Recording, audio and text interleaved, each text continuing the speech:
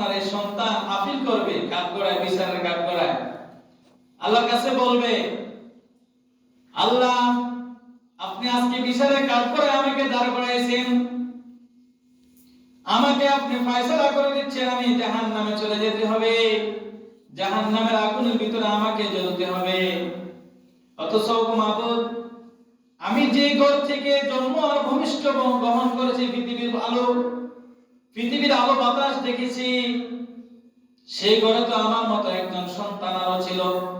আমার মা বাবা তাকে কোরআনের হাফেজ বানিয়েছে, আলেম বানিয়েছে, দ্বীনের একজন রাহবার, দ্বীনের একজন বুঝদার বানাইছেন, একজন ধার্মিক লোক বানাইছেন, যার মাধ্যমে কখনো অন্যায় আর খারাপ কাজ হয় নাই। সে আলেম হোক আর বা আলেম না হোক, কিন্তু সৎ চরিত্রবান একজন সন্তান গড়াই দিয়েছেন। ওই সহোদর ভাইকে আপনি জান্নাতের পথ দিয়ে দিয়েছেন রব্বুল আলামিন। আমি তো সেই সন্তান যে মা বাবার ঘর থেকে আসছিলাম, কিন্তু আমাকে কেন আমার মা বাবার সৎ চরিত্রবান সন্তান হিসেবে গড়ে তোলে নাই?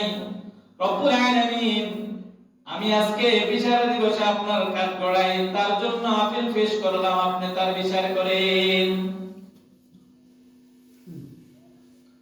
ইয়াউমা ইয়াফিরুল মারউ মিন আখিহি ওয়া উম্মিহি ওয়া আবিহি, যেদিন সন্তান, মা বাবা বলবে আমার কোনো সন্তান ছিল না, মা বলবে আমি কোনো সন্তান জন্ম দিই নাই, গর্ভধারণ করি নাই, বাবা বলবে আমার কোনো সন্তান ছিল না। ছেলে বাবা থেকে পলায়ন করবে, বাবা ছেলের থেকে পলায়ন করবে, এভাবে একে অপর থেকে শুধু পলায়ন করবে, স্বীকার দিবে না, স্বীকৃতি দিবে না।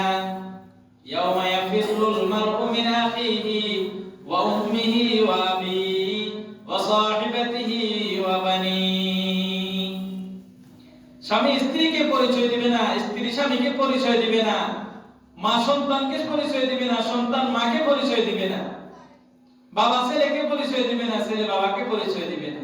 ওই দিন এজন্য আমরা সন্তানকে সৎ চরিত্রবান একজন দ্বীনের রাহবার, দ্বীনের একজন বুঝদার হিসেবে গড়াই তোলার চেষ্টা করতে হবে।